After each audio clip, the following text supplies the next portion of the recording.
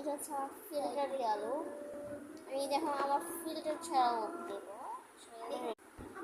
যাতে সব মিথ্যা কথা বলতে পারি সেটা। মানে এটা ফিল্টার গেল, এটা এখন দিব ফিল্টার গেল।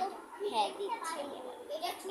আমি কিন্তু এগুলো সবগুলো ফিল্টার ছাড়া লোক অনেকে কিন্তু এখন ভালো লাগবে না। আসলে আমি কিন্তু মানে আবার কেউ রাগ করি না, একটা কিন্তু ফিল্টার ছাড়াই হবে।